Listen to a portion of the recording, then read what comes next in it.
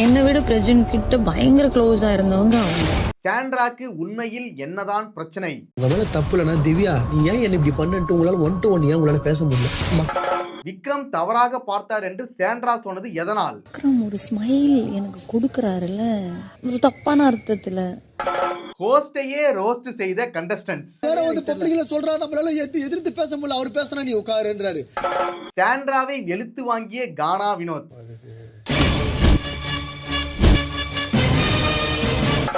அதுக்கு முன்னாடி ஒரு சில வீடியோஸ் இருக்கு, அதை பார்த்துடலாம். அப்படி அடிக்கணும். ரொம்ப மனசுக்கு நெருக்கமான வீடியோ இது. எனக்கு அப்படி அடிக்க பிடிக்காது.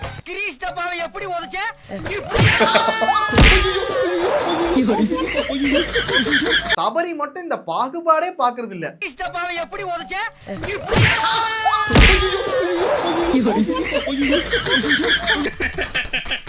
அண்ணா கை கொடுங்கண்ணே. எதுக்குடா கை கொடுங்கண்ணே சொல்றேன்.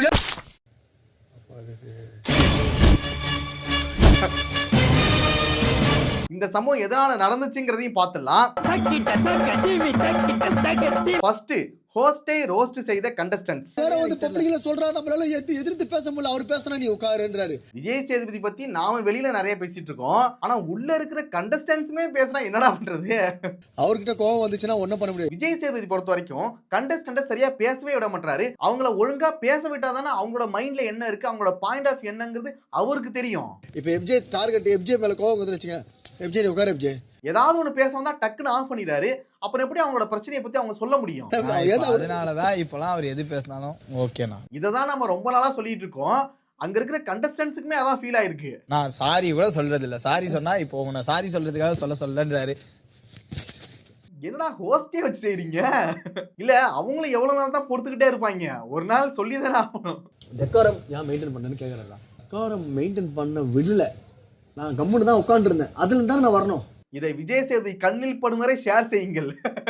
அதுக்கு லாக்கு நான் என்ன சொல்லிப்பேன், தப்புதான் அப்படியே. இத பார்த்தாவது விஜய் சேதுபதி அதை வந்து சரி பண்ணி பாராங்கிறத பார்க்கலாம்.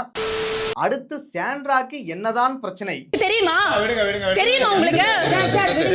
சாண்ட்ராக்கு வந்துட்டு அந்த வீட்ல உள்ள நிறைய பேர் கூட நிறைய பிரச்சனை இருக்கு. சொல்றேன், எனக்கு ரொம்ப அசிங்கமா இருக்கு. திவ்யா கூட பிரச்சனை, கனி கூட பிரச்சனை, விக்ரம் கூட பிரச்சனை, இப்படி சொல்லிட்டே போகலாம். வா வந்து ஏறு தலையில. ஆனா விக்ரம் பத்தி ஒண்ணு சொன்னாங்க, அதை ஃபர்ஸ்ட் பார்த்துடலாம். விக்ரம் ஒரு ஸ்மைல் எனக்கு கொடுக்கறாருல, ஒரு தப்பான அர்த்தத்துல.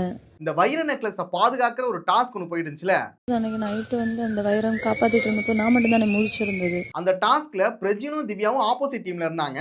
சாண்டா வந்துட்டு இந்த டீம்ல இருந்துகிட்டு அந்த நெக்லஸ் எப்படா திருடலாம்னு சொல்லிட்டு வெயிட் பண்ணிட்டு இருந்தாங்க. திவ்யாவையும் பிரஜனை இப்படி பார்த்துட்டே இருக்கேன், ஏன்னா எனக்கு நல்லா தெரியுது. அது நைட்டு தூங்குற டைமா இருந்தனால பிரஜினுக்கு வந்துட்டு ரொம்ப டயர்டா இருந்திருக்கு. கண்ணுனா ரொம்ப சுருங்கி தூங்குற டைம்ல இருந்திருக்காரு. பிரஜனுக்கு செம்ம தூக்கம், பிகாஸ் எனக்கு தெரியும் இல்ல பிரஜனை. அப்ப பக்கத்துல இருக்க திவ்யா என்ன பண்ணிட்டாங்க, பிரஜன் கிட்ட பேச்சு கொடுத்துட்டே இருந்திருக்காங்க தூங்காம இருக்கிறதுக்காக. தூங்கி விழுறாரா அப்படின்னு இப்படி பார்த்துட்டே இருக்கு. திவ்யா பேச்சு கொடுத்துட்டே இருக்கு. இந்த பக்கத்துல இருக்க சாண்ட்ரா என்ன பண்றாங்கன்னா, பிரஜின் எப்படா தூங்குவான்னு சொல்லிட்டு ரொம்ப வெயிட் பண்ணிக்கிட்டே இருந்திருக்காங்க போல. குருன்னு பார்த்துட்டு இருந்திருக்காங்க. ஆனா நான் இப்படி பார்க்கும்போது விக்ரம் ஒரு ஸ்மைல் எனக்கு கொடுக்கறாருல.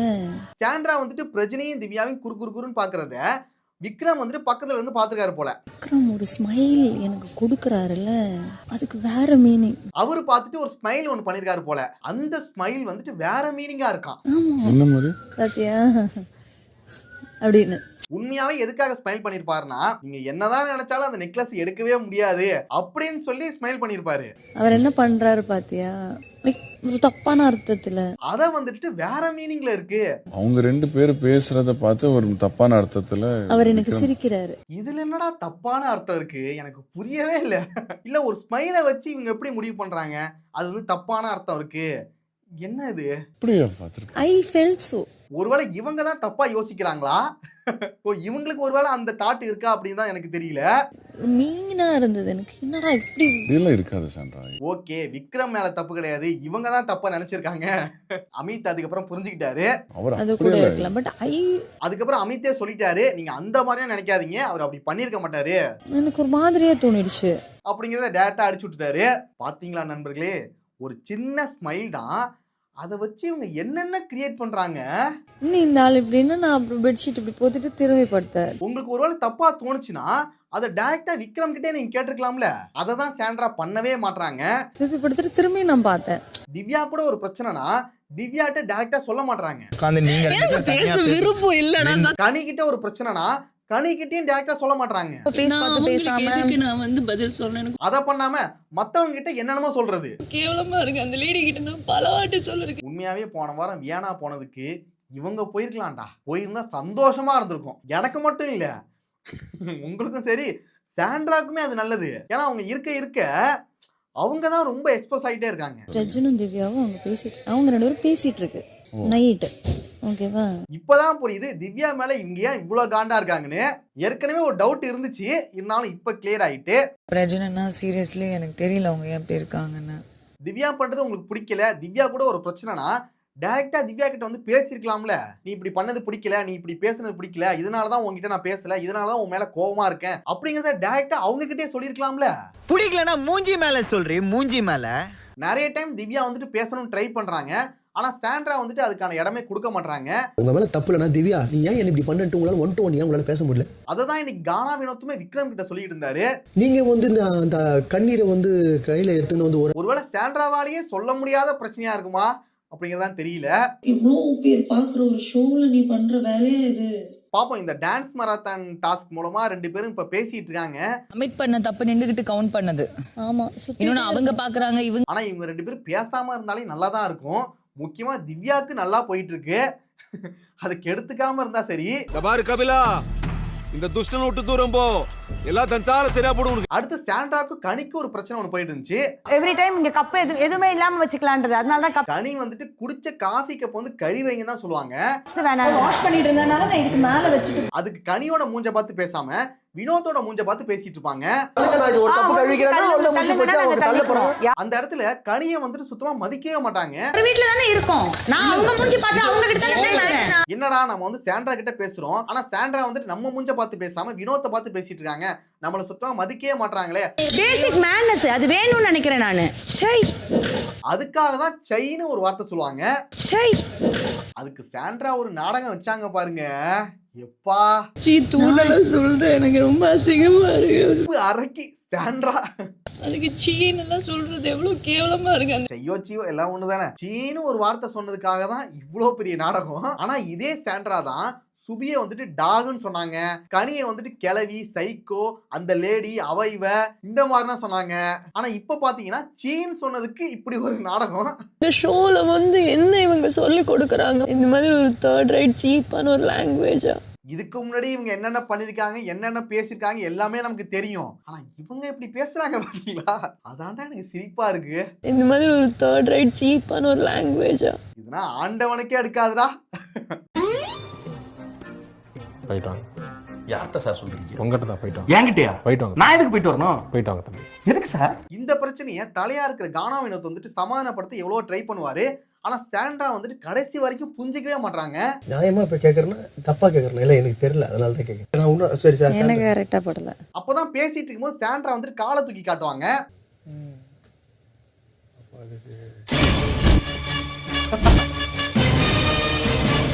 சத்தியமா இது வேற லெவல்டா, மாசுடா.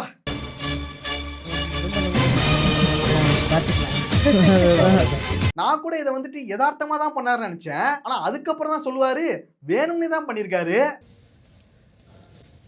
இப்படி பண்றாங்க. ஆனா இந்த வாரம் கானா வினோத் வாரண்டா.